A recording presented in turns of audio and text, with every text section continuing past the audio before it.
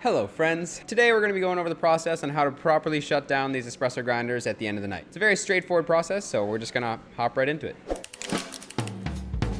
Real quick, I just want to talk a bit about the grinder anatomy here, just so you're not confused when I'm talking about certain parts. Up here we have the hopper that holds all the beans. On the hopper there's a little hopper gate that closes and opens and allows the beans to actually flow. The hopper attaches to the grinder at the neck of the grinder, and then below that we have our cradle, which is where we put the actual portafilter when you're dosing, and then we have the catching tray.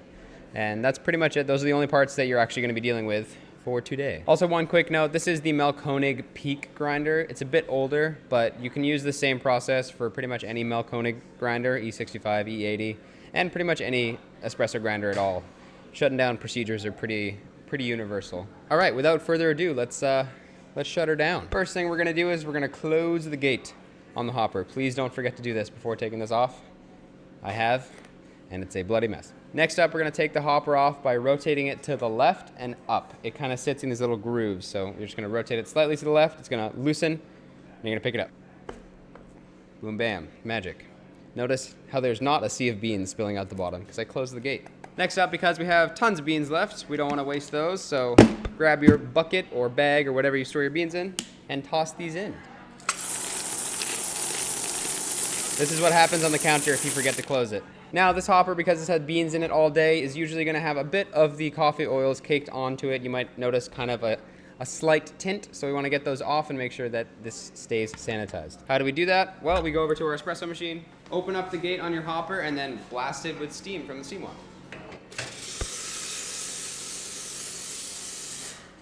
That kind of heats it up and wets it, and then you're going to take a white cloth and give it a nice wipe out.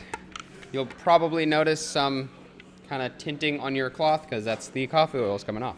Means you're doing a good job. Then you can just let this drip dry for the rest of the night. You don't need to reassemble until the morning. Now, when I take this hopper off, there's still a good amount of beans sitting in the neck here, and we don't want to waste those. However, make sure before you do this next part to turn your grinder off. The newer ones will turn off automatically as soon as you take the hopper off, which is a great safety feature. These older ones don't. So, turn your grinder off. There's usually a switch in the back. Then scoop out the rest of the beans, or as many as you can get at least. In the neck of the grinder, there's also this little O-ring that sits right on this little platform. Take that out, just so you don't accidentally vacuum this up later when we are vacuuming the neck out. Set it to the side, get out as many of the beans as you can, and boom. That was like 3 to 5 shots of espresso, so we don't want to waste those. I see some people just vacuum that up, and it breaks my heart a little bit, because that's wasteful, guys. All right, the majority of the beans are out of this. Now we're just going to vacuum the rest of whatever I couldn't get out with a shop vac. I apologize for the volume. Now, while I have the vacuum out, I might as well just go ahead and vacuum the rest of the stuff that's sitting on the grinder here. We got like a bunch of grinds sitting on the cradle and the catching tray, so I'm just gonna do that as well.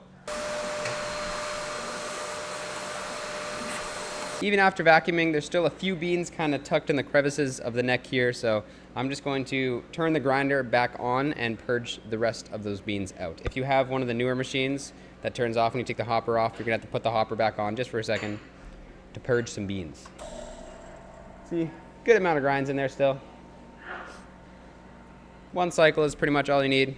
Take off my catching tray, dump this in the garbage. And we are very nearly done. Next up, we're just gonna throw this catching tray in the dishwasher, and usually the hoppers also come with lids, so I'll throw that in the dishwasher as well. And then while they're in the dishwasher getting cleaned up, I'm gonna take a blue cloth and I'm gonna wipe pretty much the entire grinder down, getting any grinds or any caked on coffee that I can see off of this thing. We wanna treat her well. Usually you want to focus on the cradle that gets quite a bit of caked on coffee. And then also this little dosing chute. Every single shot you pull passes through that, so gets a good amount of cakeage.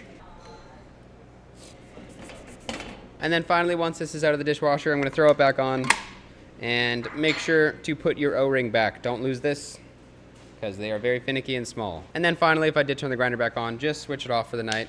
Save the power, why not? And that's pretty much it. That's shutting down espresso grinders for the night. Very straightforward, gets all the grinds out of there, purges them, keeps them clean and tidy for years to come. We want these to last years, and they can if they're properly upkept. Anyways, appreciate you guys taking the time to watch this video. Thank you so much. Thank you for keeping our gear clean.